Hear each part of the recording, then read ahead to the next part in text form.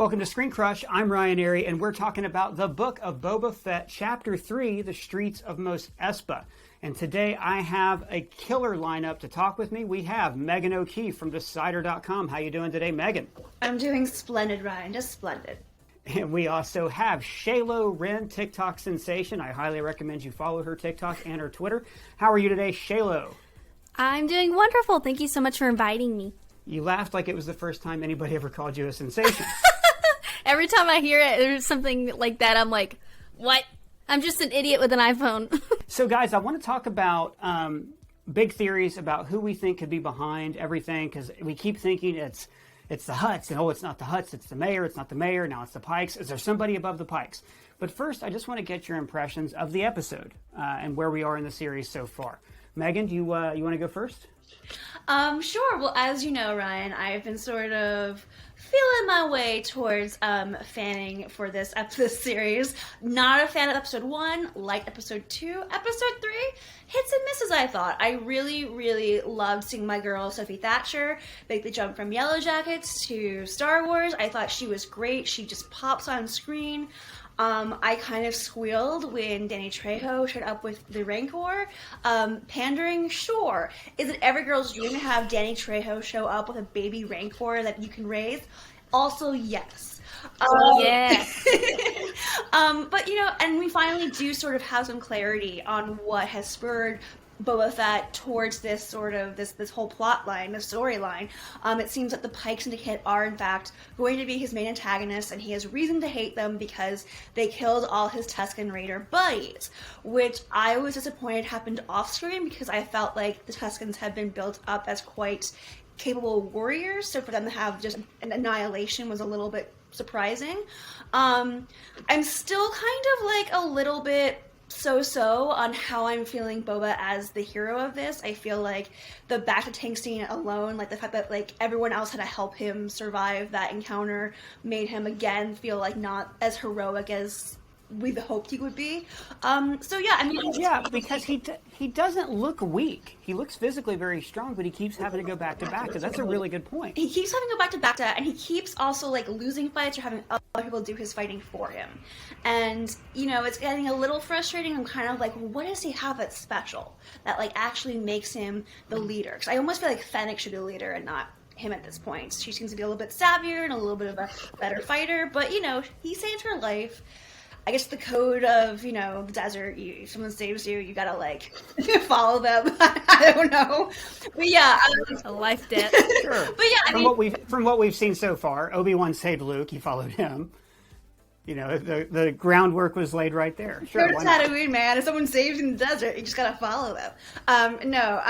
But yeah, I mean, I'm not hating it, but I'm also not loving it as much as I want to, and the flashbacks are still kind of a little weirdly paced for me. Yeah, and that's actually I won't know until I finish the series. I brought this up last week. The flashbacks to me they're not integrated well. Like, it throws off the pacing of the episode, and I keep thinking, would this show just have worked better if we had seen his journey chronologically?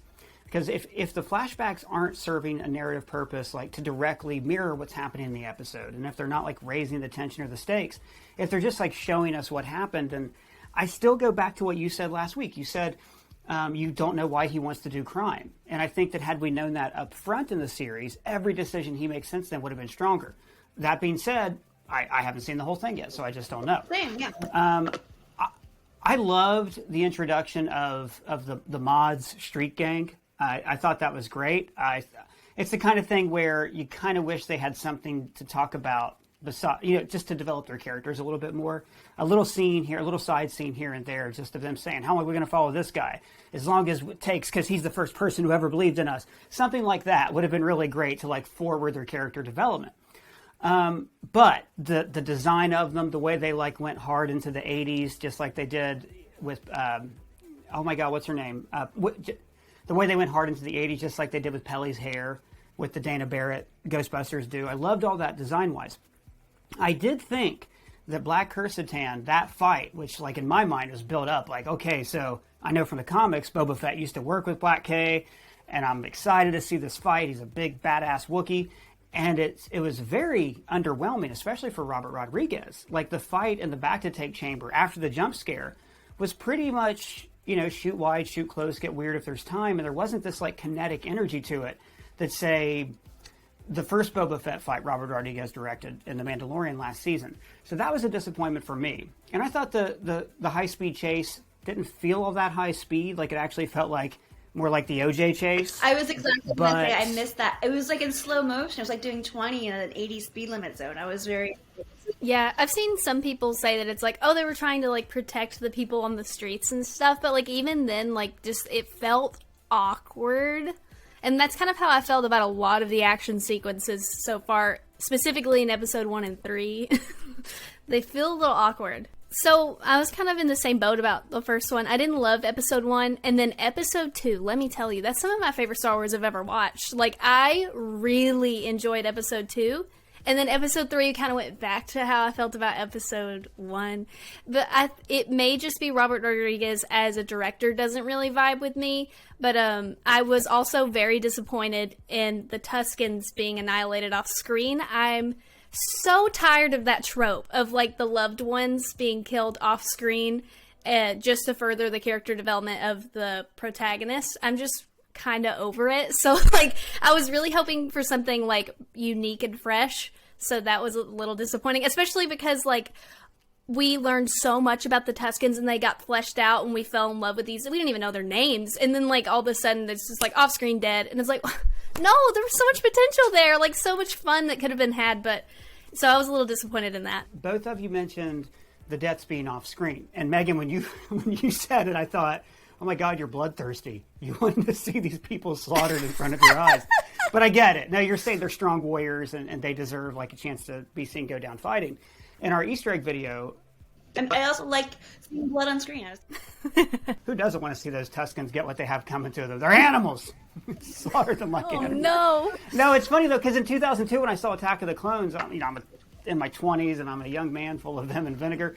And I was like, what? They cut away? I wanted to see that. And then 3 years later with the Younglings, I was like, ooh, I'm glad they cut away. So I did mature over 3 years.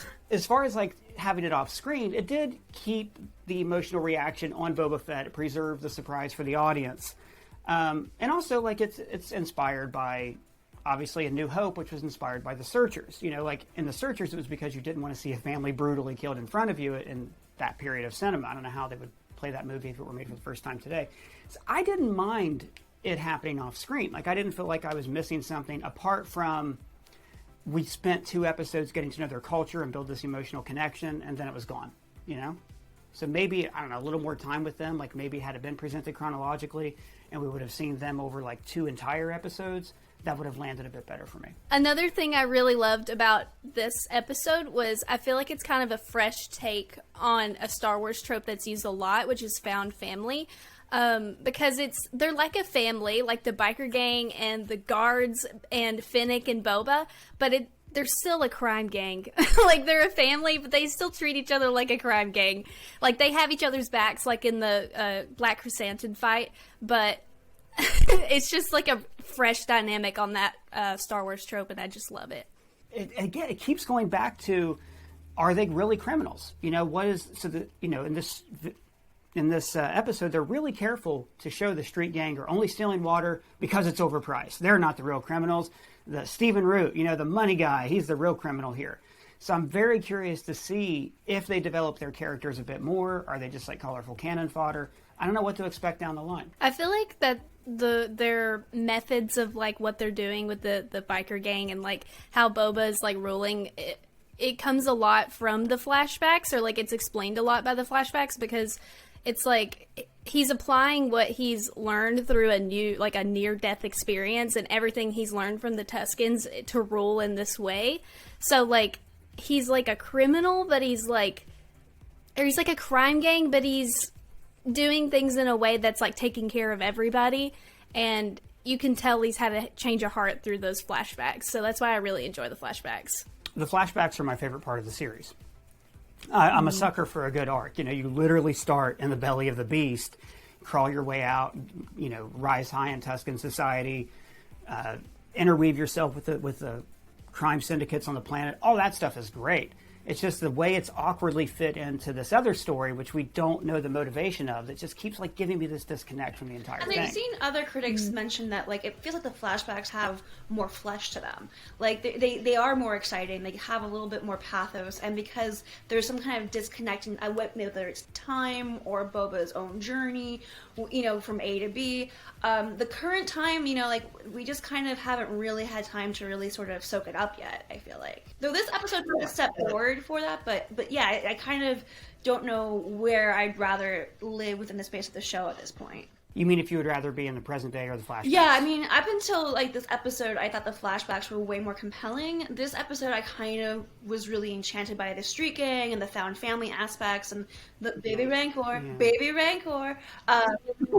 Yeah. So I kind of was like, I wanted to soak that up more. So it feels a little bit a little wobbly in terms of focus. I do think that the baby Rancor, which I loved and is great, and I can't wait to see him ride it in full Mandalorian armor, yes, the Star Wars Holiday Special.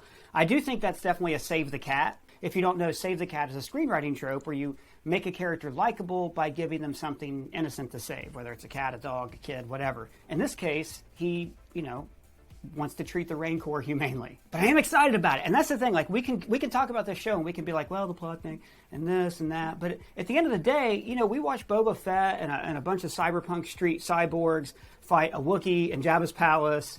And then there's a baby Rancor, and then there's a Back to the Future chase. We're getting all this cool stuff. How about, were there points in this where you guys were like, yes, Star Wars? I was thinking absolutely, like you said, the baby Rancor part just like made me so happy. Like it just fun. Like in Boba Fett, like probably feels some sort of connection to this Rancor because like before we only thought of them as like fighters, like he explained, and like Boba Fett, like we kind of only thought of him as a bounty hunter, and like he's actually human. So it's like I loved the baby Rancor, and like you said, I cannot wait to see him ride it. That is going to be my favorite part of the whole show.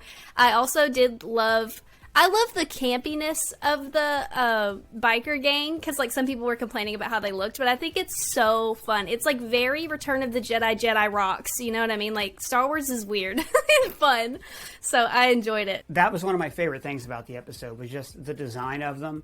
Even though we didn't have time to get too much into their character, I don't think we even learned their names. I might even say like Cyberpunk 1 in the credits. I can't remember. Even though we didn't learn their names, and I hope none of them have a complicated backstory that secretly connects them to Boba Fett, like one of them is Omega's daughter or something.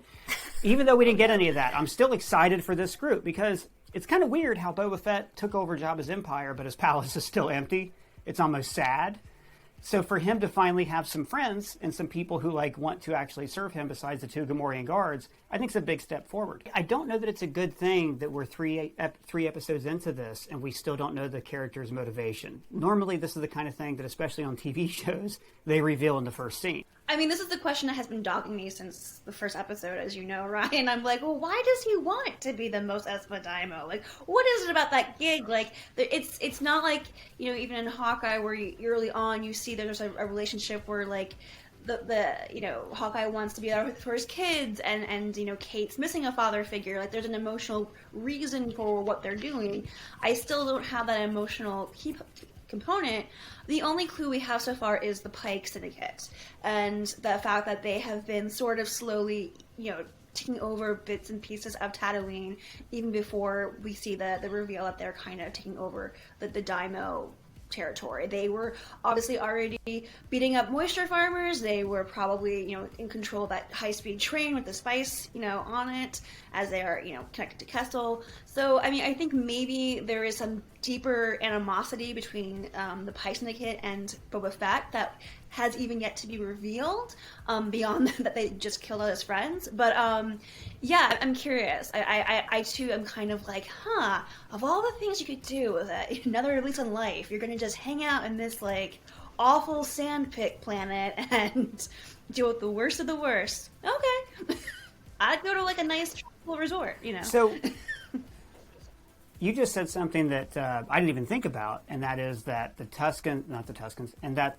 Pikes are actually manipulating the biker gang, and that they sent them to go take out the Tuskens, and that's kind of the impression from what I got you. Yeah, that they're not just like paying tribute to this biker gang. They're actively like giving them orders, which makes sense because they would be like the strong arm on Tatooine, the front face, so they didn't have to worry about like the Hutts or some other gang going, oh, why are you infringing on our territory? But there is starting to get some mystery and a little bit of intrigue in this that's got me pretty excited, because a big part of what I do is speculate about TV shows and go, well, what about this?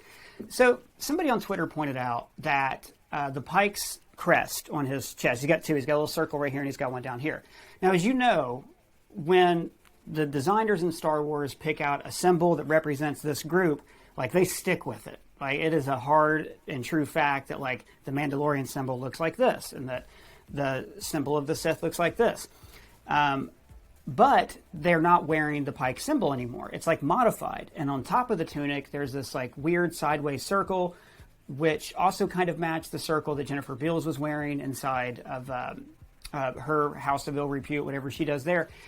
And it just makes me immediately think of Crimson Dawn. And Crimson Dawn is, we saw them in Solo. It was Darth Maul's second or third shadow organization that he was running that combined different crime syndicates. And the last time we saw Crimson Dawn was in the comics, and it was between Empire Strikes Back and Return of the Jedi. Kira, who is, Emilia Clarke's character from Solo, was running them and like trying to like spread their influence throughout the galaxy. So we don't know if they're even still around or who's around. But because this show keeps jerking us around, right? We keep thinking like, okay, so Bib Fortuna was in charge. No, he wasn't. It was actually all these other sublords in Mos Espa who were in charge. No, they're not. Now the Hutts are here and they're bribing the mayor, but now it turns out it's the Pikes. It makes me think that at some point we're going to get like some other criminal mastermind, that bigger fish that's out there. Because if you watch the Clone Wars and Bad Batch and other shows like that, the Pikes are not the all-powerful group. Maybe they are at this point, but I kind of wonder if there is somebody else back there. Do you guys have any theories you want to throw out? I mean, the obvious one you already said is Kira. I think she's like the number one suspect because there's definitely, since the end of Solo, I mean, I don't read the comics, so I feel very out of step with my fellow Star Wars fans. I used to read the comics when I was younger. I just read the Wheel of Time. I have no time. But yeah, I understand that Kira was in the comics and that the Pikes were in the same kind of interlude with her. It feels like Kira is like the highest ranking crime lord that we've seen from this era that we haven't yet seen in the Disney Plus shows that would, we think, hoped fill in that time gap, I guess. But then we don't know if she's still alive. We don't know if she's still around. Any number of things could have happened to her, in the remaining years. I have another crazy theory, but it's out there. But, I think Kira is... It's not like... Okay, the theory is based in nothing. I just personally hope that we get some, like, random character from Legends, like, who just is completely retconned, like, the way Thrawn was, give it a new backstory. It could be Prince Xizor, it could be Mara Jade. I just feel like it could be an opportunity for a recreation of one of those fan-favorite Legends characters. Shaylo, how about you? Who do you want to see pop up? Who do you think could be behind everything? I don't want to create another Mephisto effect, but because I feel like everybody feels this. It's Mephisto. Done. It's all Disney IP. He's crossing universe. Multiverse of Madness. They did it. Yeah, multiverse. That's what Doctor Strange 2 is going to be about. It's going to tie into the Book of Boba Fett.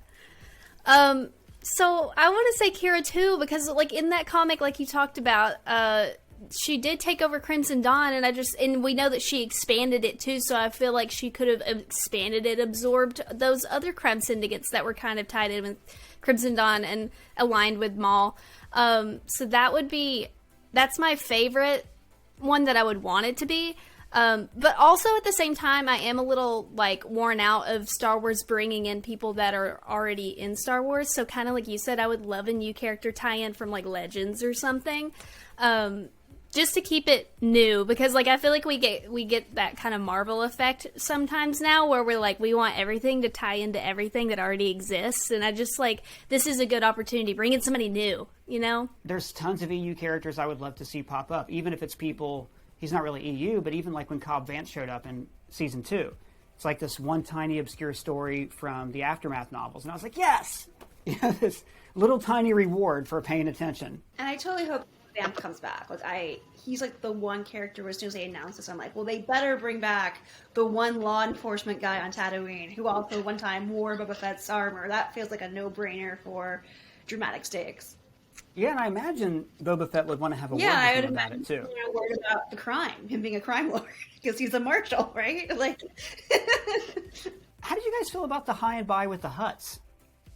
I don't know how to feel about it because like it feels suspiciously easy, you know? Because they're like, okay, we're getting out of here. Oh, here's a gift buy, and it's something's up. I don't know if anybody else got the vibe that something's up, but that felt too easy. Yeah, like maybe the Rancor, the first person it sees is the person it wants to eat the most. Yeah, like it's a Trojan Rancor or something. But yeah, I wanted to just jump in. Like, I immediately thought Trojan horse, Trojan horse, Trojan horse, or Trojan Rancor. Like, there's something about the Rancor that's actually going to backfire. But that said, I almost want them to just pieced out. That's so, like, bizarre and funny in a way. Like, I kind of want it to be true that they were just like, you know what?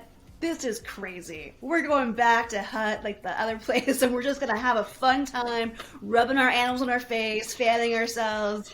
Like, this is too much effort for not enough reward. Well, I hope we get to see these Hutts again because they do very specifically say before we even see them, like, I think Boba Fett says the twins, they're layabouts. They don't like to actually get involved. They just want to enjoy the money. And I love that idea of, like, Playboy Hutts. You know, these two who are just want to go around and look at ladies in gold bikinis or whatever the Hutts do for fun. I love the idea of that. And so I hope that they pop up again in something, Mandalorian, Ahsoka, whatever show we're going to see next. I have another theory. I have another crazy theory, okay? I'm going to get stupid with it, okay? I love stupid theories. Have either of you seen The Bad Batch? I've Good. seen a couple episodes, not the whole thing, no. So The Bad Batch, irregular clones, etc. It's the premise of the show. There's a young girl with them named Omega who is the only other unaltered clone of Jango Fett. So she's grown up naturally, doesn't have accelerated aging. So Boba, his codename was Alpha, her codename is Omega. So for all intents and purposes, Boba and Omega are brother and sister. The Empire doesn't know about Omega. There's hints that she's Force sensitive. And this very much seems like it could tie into the Emperor trying to get Force sensitive DNA so he can make a clone body for himself. Because at this point, kind of everything that happens post-Return of the Jedi has to explain whatever the hell happened in Rise of Skywalker. Boba Fett, brother to Omega, she's probably a Force-sensitive clone. There's something about his clone material that can probably hold midi-chlorians. Are we actually going to see elements of, like, the super-duper secret Sith Empire that Palpatine had on Exegol? Are we going to see elements of that like, wants to go after Boba Fett? Or is that too weird? I don't think it's too weird at all, because, you know, we've all seen Rise of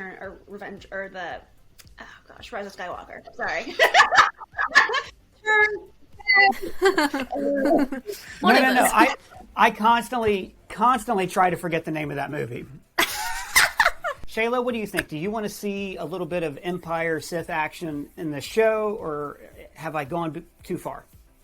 No, I honestly hadn't thought about it, but I think I'd totally be on board for that because, like you said, I would like more explanation as to what happened with Palpatine coming back.